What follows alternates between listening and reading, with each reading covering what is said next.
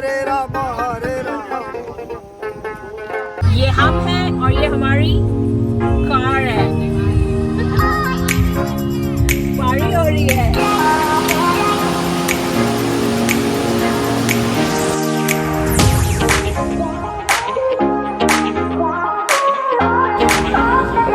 छोड़कर नहीं जाऊंगी, मैं यही रहूंगी, जाना नहीं चाहती यहाँ से।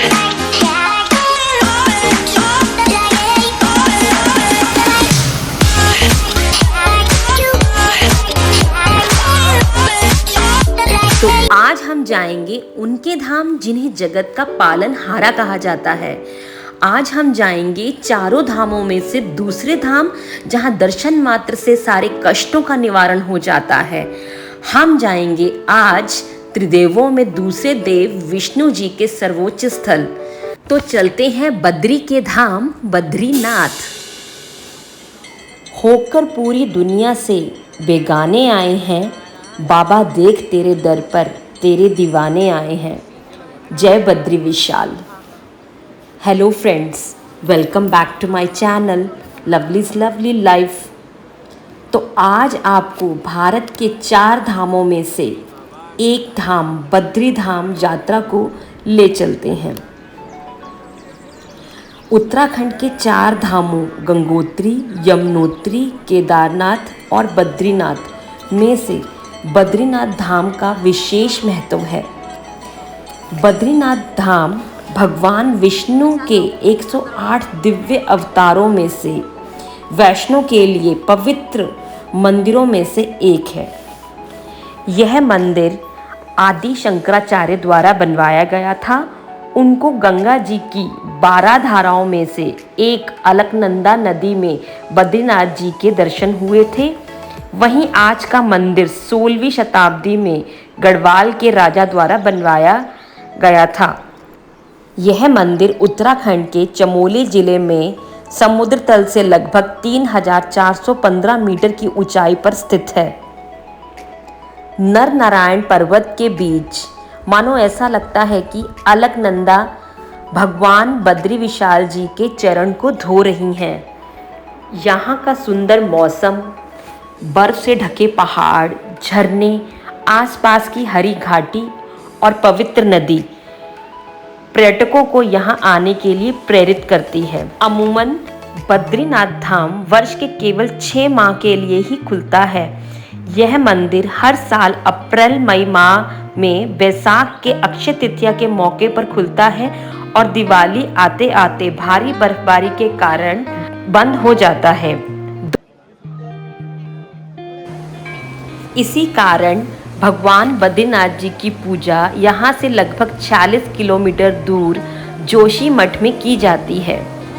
तो आज की इस वीडियो में मैं आपको बद्रीनाथ जी के दर्शन कराने के साथ साथ यहाँ पर कैसे पहुँचें, रहने व खाने के लिए क्या इंतज़ाम है और यहाँ यात्रा करने में कुल कितना खर्चा आएगा वो सब बताऊँगी। तो चलिए चलते हैं, करते हैं त्रिदेवों में दूसरे देव विष्णु जी के दर्शन। बद्रीनाथ पहुंचने के लिए आपको सबसे पहले हरिद्वार पहुंचना होता है।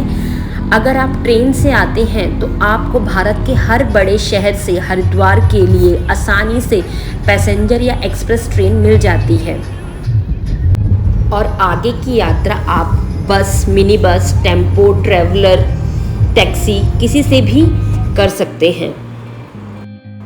दिल्ली से हरिद्वार की दूरी लगभग 232 किलोमीटर है और हरिद्वार से बद्रीनाथ जी की दूरी लगभग 315 किलोमीटर है। आप हरिद्वार से उत्तराखंड परिवहन की सरकारी बस या फिर प्राइवेट बस ले सकते हैं, जिसकी टिकट आप बस स्टैंड से या फिर डायरेक्टली ऑनलाइन वेबसाइट उत्तराखंड परिवहन से कर सकते हैं। हरिद्वार से बद्रीनाथ पहुंचने में आपको लगभग 10 से 12 घंटे का समय लग जाता है।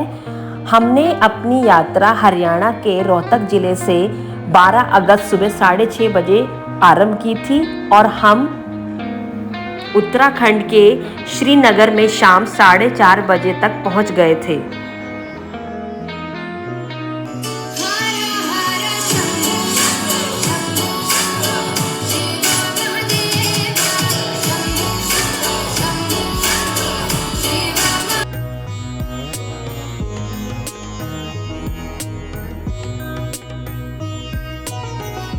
तो फ्रेंड्स, ये है देवप्रयाग।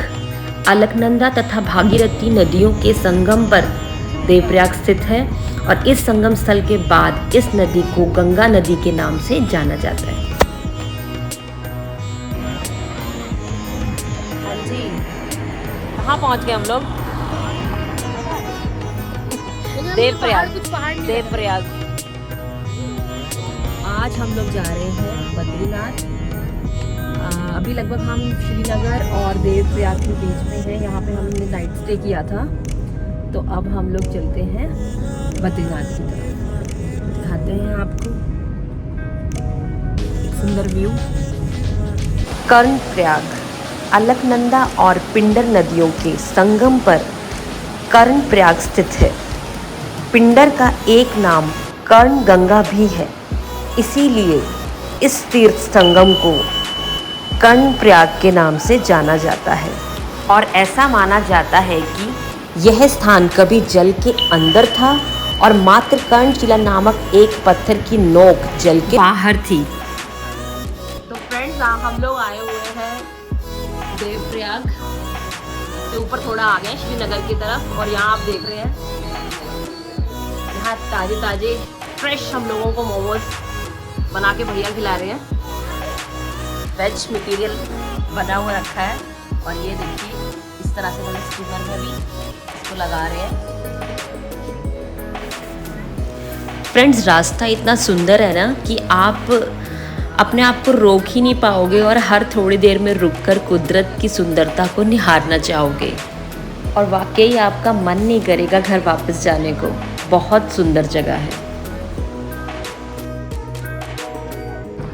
और ये अब हम लगभग जोशीमठ पर प्रवेश कर चुके हैं। तो अब हम लोग पहुंच चुके हैं जोशीमठ, जो कि 46 किलोमीटर ही दूर है बद्रीनाथ जी से। और ये मेरे सामने आप देख रहे हैं जोगी फॉल।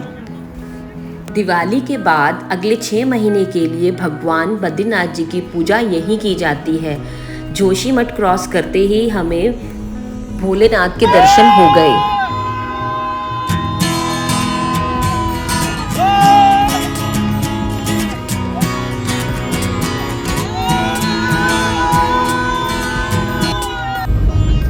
तो आप देख सकते हो यहाँ बद्रीनाथ से लगभग हम 35 किलोमीटर की दूरी पर, मैं कर रही हूँ अब 35 किलोमीटर की दूरी पर ही हैं, और काफ़ी अच्छी रोड्स हैं यहाँ पर।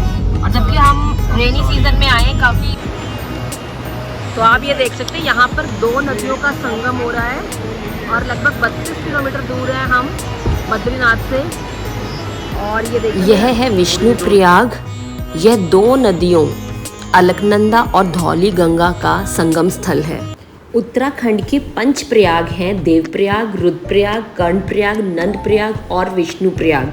मुख्य नदियों के संगम पर यह स्थित है। गंगा, यमुना, सरस्वती के संगम के बाद इन 5 संगमों को बहुत ही पवित्र माना जाता है, इसीलिए पवित्र कार्य यहाँ पर संपन्न किए जाते हैं। यहाँ से कोई आगे नहीं जाएगा। ये मेरी बहन है, देखो ये कह रही है मैं इसको छोड़कर नहीं जाऊंगी। ये जाना ही नहीं चाह रही है यहाँ से, पहाड़ों की दुनिया छोड़कर।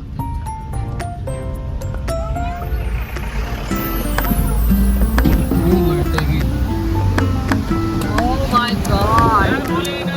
Oh my God, Babli! Oh my God! What a view! What a... अगर हम रास्ते की बात करें तो हरिद्वार से बद्रीनाथ के लिए रास्ता काफ़ी अच्छा बना हुआ है। थोड़ा रास्ता आपको जोशीमठ के बाद और हेमकुंड साहिब जी के पास से ख़राब मिलेगा, वो भी काफ़ी सारे छोटे छोटे झरने पड़ते हैं, उनकी वजह से है। नहीं तो आपको रास्ता काफ़ी अच्छा मिलेगा।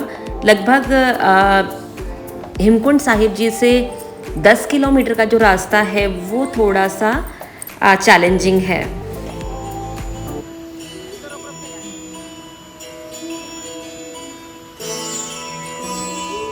पर इतना लंबा समय कैसे कट जाएगा आपको पता नहीं चलेगा, क्योंकि रास्ता काफ़ी सुंदर है।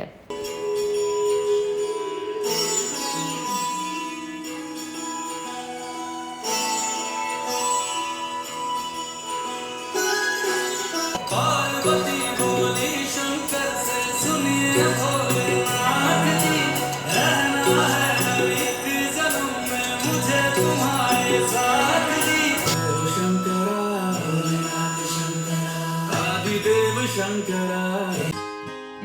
सबसे अच्छी बात यह है कि हरिद्वार से बद्रीनाथ जाते समय आपको रहने व खाने की कोई दिक्कत नहीं होने वाली और खाना आपको काफ़ी वाजिब दाम में मिल जाएगा। तो फ्रेंड्स, ये हम लोग पहुंच गए गोविंद घाट पर, जो कि अलकनंदा व लक्ष्मण गंगा नदी के संगम स्थल पर बना है। यहीं से ही सिखों के प्रसिद्ध तीर्थस्थल के लिए, जो कि हेमकुंड साहिब जी है, की यात्रा आरंभ होती है। हिमालय में 4632 मीटर की ऊंचाई पर एक बर्फीली झील के किनारे 7 पहाड़ों के बीच स्थित है। गोविंद घाट से हेमकुंड साहिब जी को पहुंचने के लिए लगभग आपको 19 किलोमीटर की यात्रा करनी पड़ती है। 3 किलोमीटर गोविंद घाट से पुलना तक सड़क मार्ग से जाया जा सकता है। वहां से 10 किलोमीटर पर प्रमुख यात्रा पड़ाव घांघरिया और फिर 6 किलोमीटर की खड़ी चढ़ाई चढ़कर हेमकुंड साहिब तक पहुंचा जा सकता है। इस दुर्गम चढ़ाई को चढ़ने के लिए आप घोड़े, खच्चर व हेलीकॉप्टर की सहायता ले सकते हैं। यह दुनिया का एकमात्र पंचकोणीय गुरुद्वारा है। यहीं से आगे फूलों की घाटी तक जाने के लिए भी रास्ता जाता है, जो कि दुनिया में अपने फूलों के लिए काफ़ी ज़्यादा प्रसिद्ध है। गोविंद घाट बद्रीनाथ जी की यात्रा के रास्ते में ही पड़ता है। तो चलिए अब हम अपनी आगे की यात्रा बद्रीनाथ जी के लिए शुरू करते हैं। तो फ्रेंड्स, लगभग रात को 7:45 बजे हम लोग बद्री धाम पहुँच गए थे।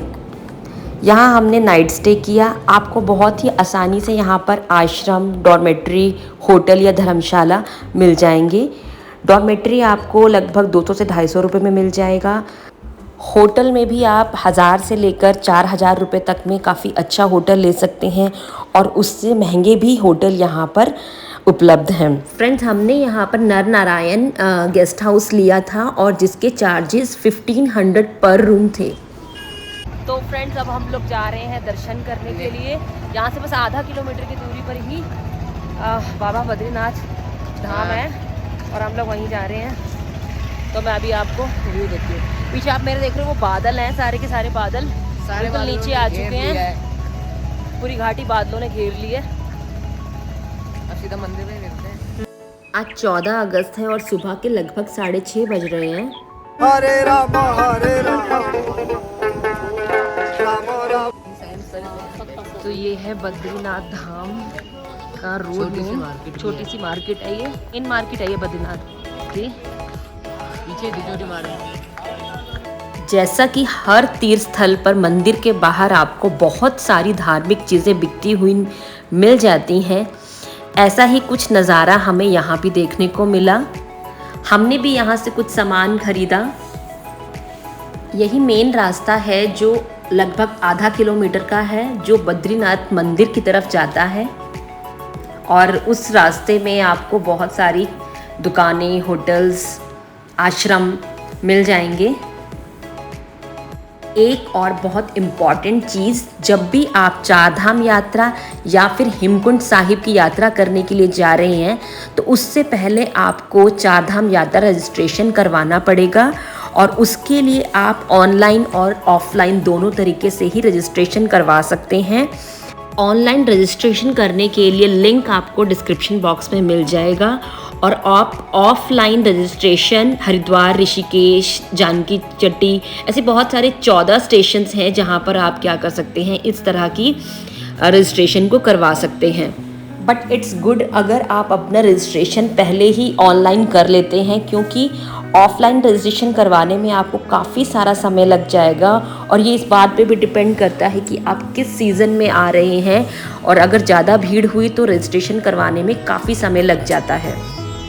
हमने ऑफलाइन रजिस्ट्रेशन करवाया था, उसके बाद हमें ये बैंड मिला था और इस बैंड को हमें यहाँ पर जो रजिस्ट्रेशन ऑफिस है उसमें दिखाना होता है। तो चलिए अब दर्शन करते हैं बद्रीनाथ मंदिर के। और ये मंदिर नर नारायण पर्वत के बीच में स्थित है और ये एक पुल बना हुआ है जिसके नीचे पवन पावन माँ अलकनंदा नदी बह रही है। 50 वाले, 100 वाले, 150 वाले, जैसा भी आपको लेना है।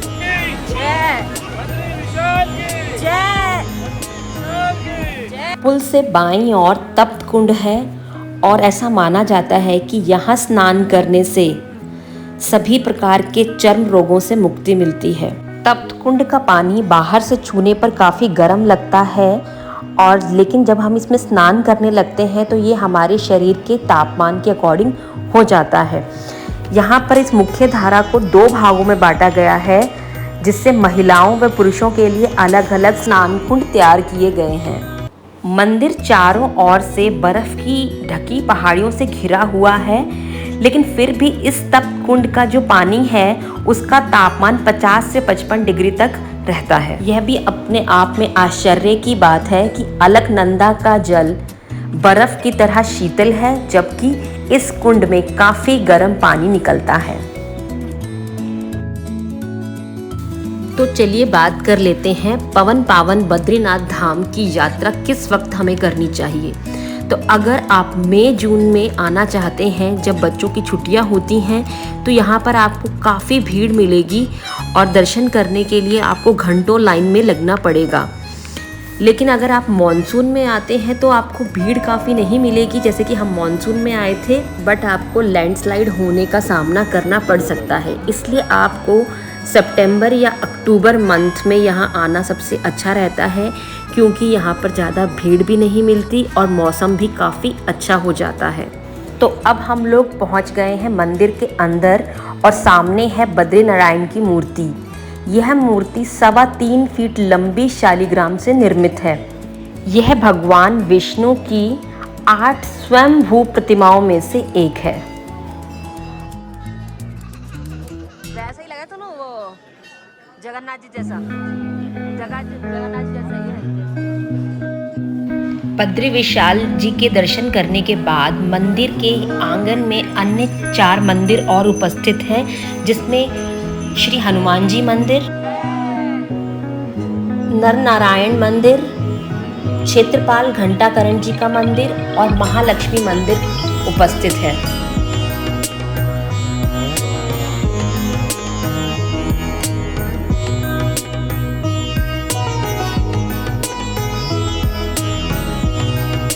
जब हम मंदिर से बाहर निकलकर बाईं ओर आते हैं तो यहाँ ब्रह्म कपाल के पास होता है पिंडदान, जो कि तप्त कुंड के ठीक पीछे है। अब बात करते हैं कि बद्रीनाथ धाम के आसपास हम और कहाँ जा सकते हैं। तो यहाँ पर 1-1.5 किलोमीटर ऊपर चरण पादुका है, जहाँ पर अपने बाल रूप का अवतरण भगवान विष्णु ने दिया था और उनके पैरों के निशान यहाँ पर हैं। दूसरा स्थान है माना गांव, जो कि 3 किलोमीटर ऊपर है। इसे भारत का अंतिम गांव कहा जाता है। माना जाता है इस गांव से धरती का स्वर्ग निकलता है। लोगों का यह कहना है कि यहाँ आने से पैसों संबंधी सभी परेशानियों से छुटकारा मिलता है। भीमपुल, माना गांव से बाहर निकलते ही आपको भीमपुल दिख जाएगा।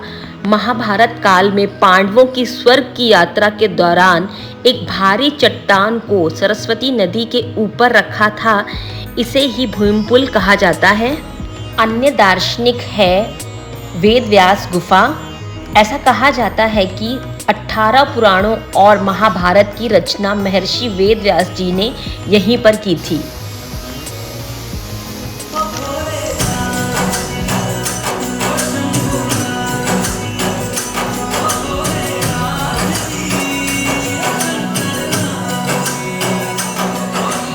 अब बात हम लोग कर लेते हैं कि यहाँ तक पहुँचने में आपका कितना खर्चा आ जाएगा। हमारी ये यात्रा 4 दिन की थी और पर पर्सन 3,500 से 4,500 के बीच में खर्चा हुआ। ऊपर ही तो है ना मम्मी को जहाँ पे जाना। वापस लौटते समय हमने जोशीमठ से पहले रुककर कुछ चाय नाश्ता किया। पकौड़े बढ़िया भाई। खाओ भाई। यहाँ खुशबू है वादियों में, यहाँ खुशबू है लोगों के स्वभाव में।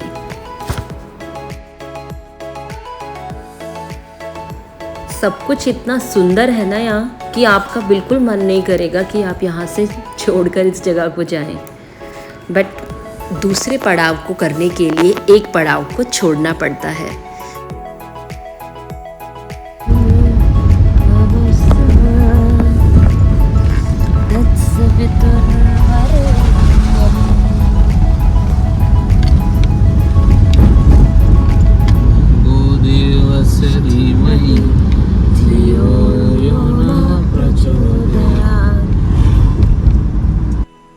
वापस लौटते समय हमने कर्णप्रयाग में ही नाइट स्टे करने का फ़ैसला किया क्योंकि काफ़ी तेज़ बारिश शुरू हो चुकी थी और वहाँ हमने प्रयाग लॉज में 2 रूम लिए 1500 ईच। 15 अगस्त की सुबह हम लोग रोहतक के लिए रवाना हो गए और एक सबसे अच्छी बात जो मैंने पहाड़ों में देखी कि यहाँ पर लोग बहुत अच्छे से 15 अगस्त को सेलिब्रेट कर रहे हैं।